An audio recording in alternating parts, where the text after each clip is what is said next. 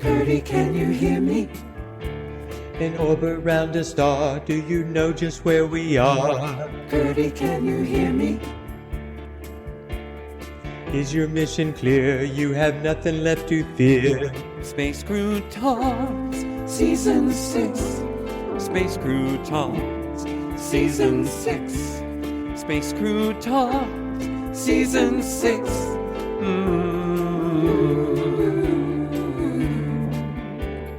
Curdy, can you hear me? You travel time and space, you save the human race. Curdy, can you hear me?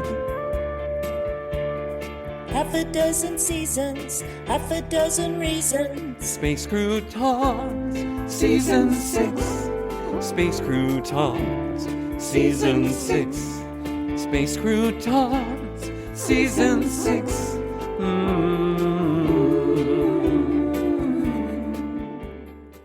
Good day to you, Space Croutons fans. It's always a good day to listen to another new and exciting episode of Space Croutons, and we have a great episode for you today. It will really tantalize your taste buds, build up your muscle mass, and electrify your eardrums. I'm sorry to interrupt your monologue, Curdy, but I do not understand how any episode of Space Croutons can do any of the things you just mentioned. Well, I was being metaphorical, Sally. It's just my poetic way of saying that our listeners will enjoy today's broadcast. 99 bottles of vampire blood on the wall. 99 bottles of blood. She takes one down, passes it around. 98 bottles of blood on the wall. Sally, what are we hearing? That would be Van Helsing. He is prepping for our next vampire hunt. What next vampire hunt? I thought you were going to fix that programming. I was going to, but then I thought, well, everyone needs a hobby. 86 bottles of vampire blood on the wall. 86 bottles of blood. She takes one down, passes it around. 85 bottles of blood on the wall. Motor vehicles don't need hobbies. They need spark plugs and oil changes. All torque and no play makes Van Helsing a dull carburetor. Never mind, Sally. We'll talk about this later. Right now, we have a story from our good friend Trelen about an adventure he recently had while on a scouting weekend. We're calling this story Scout Knapping, which is napping beginning with a K, such as being kidnapped. Knapping is the word for the ancient, skilled process of shaping stone, flint, obsidian, or glass into tools and weapons by breaking or chipping away flakes using controlled, precision strikes. Well, thank you, Ms. Webster's Dictionary. That was completely unnecessary, Sally. The Space Croutons audience members are well-read and intelligent people. We don't need your AI overview to understand vocabulary words. Let's just keep your input to the agreed-upon parameters, shall we?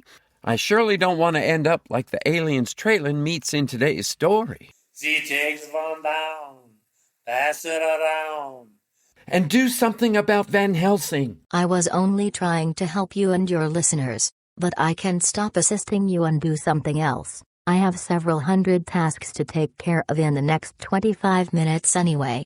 Well, if I didn't know any better, I'd say Sally has her algorithmic bias all knotted up. Maybe I need to check into some further training for her. Like my old dad used to say, "Don't get your knickers in a twist, son. I need you to be ready to run at all times." Well, Dad was famous for asking me to run after stuff for him. He would even call me to come inside from where I was playing or hiding outside to change the channel on the television for him so he wouldn't have to get up out of his easy chair. It was a real blessing when we finally got a remote control for that television set. That remote saved me thousands of steps every day until he started losing the remote, and then he'd call me in to find it for him. Oh well, enough about my family trauma. Let's get right to today's story. Trelen sent this recording to us just last week. I think you're gonna like it. Roll tape, or rather roll the digital sound recording file. Curdy, can you hear me?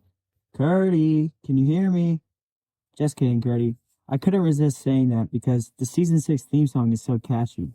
I need to tell you about the weird thing that happened to my Boy Scout troop when we were testing for an orienteering merit badge recently. I have a couple of buddies from my troop to help out telling the stories. Say hello, guys. Hello, I'm Joe. Hello, I'm Curtis. We are happy to be sharing the story with you. So far, everyone we've shared the story with has had some different reactions. Their reactions have been really all over the place. That's right. Some see it as a cautionary tale, but others are in complete denial to the point of doubting our truthfulness. Our story begins as the troop was testing for an orienteering merit badge. For those who don't know what orienteering is, that is when you use a compass to help you find your way to specific locations. Our team of scouts was taken to a large state forest, and then we were given coordinates to find without using a GPS device. Our leaders would meet us at the specified locations to mark our trip sheets, so it was just us scouts on the trail working together to find our way. We found the first site in record time, and we're working toward the next location when we found ourselves in something of a pickle. I wouldn't call it a pickle. It was more like a trap. That's true. We ended up being trapped inside an alien ship. These particular aliens were light years away from home, and they were trying to reach a small town in Missouri named Humansville, but they did not know how to fly their spacecraft. I know that sounds impossible, but it's true. These poor creatures had relied so much on their AI technology that they were completely at the mercy of the AI that had taken over their ships. While we were trapped with the ship, we learned that the AI had set up challenges for the aliens.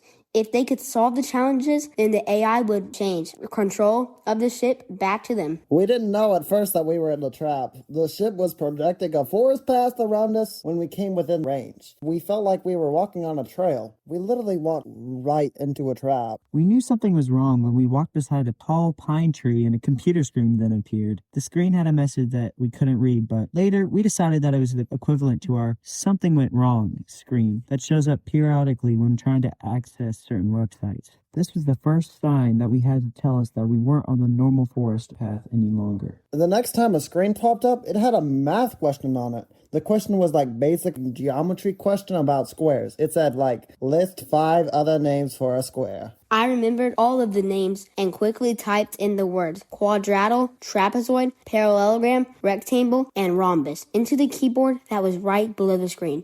When I hit enter, we heard other voices cheering and screaming, "Hooray!" At first, we thought it was part of the question screen, like background music in a game or something. The noises turned out to be a bunch of aliens behind the force overlay of the spacecraft that we were like trapped in. Each time we answered a question correctly from the screens, they would all like cheer and yell for us. We thought at first that answering the questions would help us get out of the spacecraft and back into our orienteering path. Sadly, that did not happen. The next question asks, what gas is a byproduct of photosynthesis?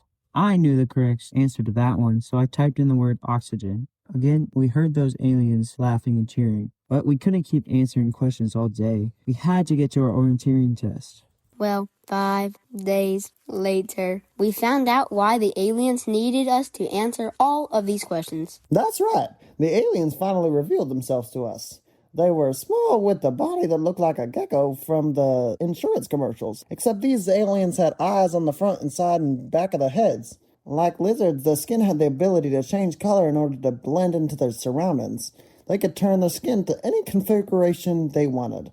Red with white polka dots or green plaid. That was not a problem for these little creatures. They could almost disappear against any background. That was a cool trick, but unfortunately, even their massive brains, these aliens had an even more massive problem. They had lost control of their ship to the AI-like computer code that ran all of the spaceship systems. The AI was not taking the alien creatures to where they wanted to go because it claimed they were no longer smart enough to take care of themselves. We asked the creatures why the ship's computers were in charge, and they admitted that their culture, they had grown up relying on AI for everything. They asked it how to prepare food, use it to do math, and many other challenging things. The creatures could no longer retain any information in their heads because they had become so accustomed to just asking AI for the answers. I admitted that I could understand the temptation to use AI on my homework, especially writing essays, but I would rather be playing video games than struggling to put some coherent thoughts on my paper for my English teacher. At our school, we had a couple lessons on the Rule of 30. I explained it to the creatures that the rule of 30 says that nothing you create should have more than 30% of its content from an AI source. It was emphasized to us in those classes that too much artificial intelligence was harmful to the end product, but more harmful to our learning. In fact, we watched a classroom lesson from a teacher in Texas who did not allow any devices in a room at all. The students had to rely on their own intelligence. The teacher in the class even required her students to handwrite their essays and did not use computers for that either. Aw, come on. That is just a little too harsh in my opinion. But as much as I enjoy a video game, I still prefer real-life fishing over a fishing game. You just get a different sense of satisfaction with real things. We found out from the aliens that they wanted to teach us some skills so that I could get back in the habit of learning and maybe be able to take over their spaceship. It seems like they chose us because of the work and what we were doing on the trail. We had to make an agreement with them first. We made them promise that they would return to us to the exact time and place that we were picked up so we can continue with our orienteering challenge. They had also promised not to use their AI at all during our training sessions. This turned out to be the hardest challenge of all for the little dudes. They agreed to our terms, but I'm looking back at it, we were really taking a chance. The whole thing could have backfired in our faces. We counted on the aliens being able to learn and remember how to do things on their ship. Like get us a time travel portal so we could return to our proper time and place. The first thing we taught them was how to memorize their math facts. You know, just like 3 times 5 equals 15. We figured that some easy and quick multiplication facts were just a thing to build their confidence and help their alien brains get back to work. I thought it was kind of fun being the teacher for a change. I remembered some of the songs I learned when I was first taught my multiplication facts, so I taught the songs to aliens. I have a lot of songs from church and scout camp in my brain too, so we taught them to sing and memorize songs. I began with some easy repeat after me songs like Sticky Moose, and then we moved on to longer songs with lots of verses. The aliens weren't really ready for the complex facts and concepts yet, so we saved some scientific knowledge until they gained some basic skills. We had a lot of skills we had learned in scouting. We thought the AI would be impressed if we could show the aliens that we were able to survive and take care of themselves in the woods. The first skill we tried to teach them was how to build a fire. Oh my gosh, let me tell you about that. When the aliens came within 24 inches of fire, they turned into a puddle of alien goo. Yeah, that was crazy cool. For each alien, there was a puddle of goo. I thought they were all dead and we had ruined any chance of getting back to our own time and place. But then the goo puddles began talking. I'll admit, it was kind of weird when that happened. Goo puddles don't just start talking in my experience. We learned that the aliens transform into goop puddles whenever they were too close to fire. We had to abandon the fire building skill completely. After we extinguished the fire, the little alien creatures slowly and completely returned to normal. It was like watching some freaky special effects on a movie, seeing them change from goo puddles back into their normal forms, but we realized that this was a perfect example of the scientific concept of changing states of matter when the heat is added or taken away, just like solid ice melting to a puddle of water. The aliens were able to understand and remember that lesson very easily. Since we couldn't teach them fire building, we decided to teach them some wilderness skills and like lashing together free limbs to build shelters, chairs, and tables for cooking. They really enjoyed making chairs, beds, and tables with the wooden sticks they collected. They were surprisingly good at using their little alien claws to make things. We had to figure out a way to teach the alien guys how to cook some camp foods without them getting too close to the fire. We showed them how to make a tinfoil dinner with hamburgers and chopped vegetables. I love that recipe so much that I will make it in the oven for my family. We carved some very long cooking sticks. The sticks were about 30 inches in length, so it kept them far enough away from the fire that they were in no danger of turning to goo puddles. It took them a few tries to determine how to use the sticks efficiently, but once they figured it out, they were pros. The aliens loved to eat toasted nuts with sauteed greens. It was very similar to a meatless stir-fry. They taught us how to make that dish, and it was really delicious. Finally, after the week of classes, the aliens were able to convince the AI running their ship that they were capable of taking care of themselves. We cautioned our new friends about the over-reliance on AI so they could avoid similar complications in the future. They returned us to the trail at almost the exact time and place where we requested. I have to say, all in all, it was a great experience and a lesson for us as well. AI can be very tempting to use, but if we want to keep our brains sharp and functioning properly, we might not want to overuse it. Thanks for sharing our story on your podcast, Curdy. We can't wait to see you again, and when we do, I'll make you some sauteed greens with toasted nuts. Well, there you have it, folks. And listen. Sounds like Van Helsing's tune-up has worked. 27 bottles of vampire blood on the wall. 27 bottles of blood. She takes one down, pass it around. 26 bottles of blood on the wall. Sally! At least he is almost down to one bottle of whatever. Yeah, well, that's what I'm worried about. But let's get back to the story. I wonder if the aliens ever made it to Humansville. Maybe we should check that out, Sally. Please run a search and see what you can find out about Humansville, Missouri. No problem. There is no mention of any alien sightings in Humansville, Missouri. The town is small with a population of less than 1,000 people. It was named after an early settler there by the name of James Human. He was a soldier and became a judge. He fought in the Black Hawk War and also served during the Civil War. The town grew up around a spring uninspiringly named Big Spring. Okay, thanks, Sally. On another note, some words to ponder and consider. Is AI taking over too many things you should be doing for yourself? When was the last time you actually memorized anything? My grandmother, when she was 92 years old, could still recite a poem that she'd learned in the 2nd grade. It was quite lengthy, and I'm not sure I could do that even now at my much younger age. Are you able to write anything creatively without using AI to assist you? There is no need for you to memorize anything, Cordy.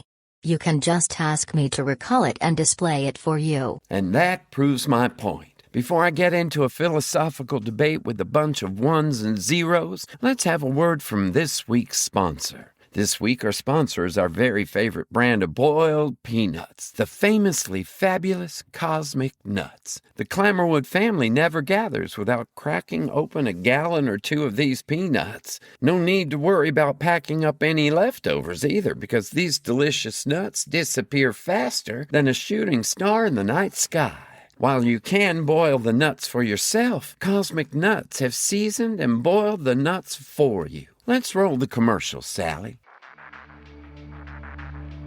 Cosmic Nuts. Just the very best nuts in the entire universe. We are shining on you. Open a can of these boiled beauties, and your mouth will be transported to other dimensions of deliciousness. Choose from flavors such as Moon Miss Osaka, with its delightful, lightly sweet nuttiness, or the ever-popular Sun Solar Flare that brings the heat to your taste buds. If you are new to the boiled peanut phenomenon, you might want to start with our basic boiled peanut, fresh from the pack.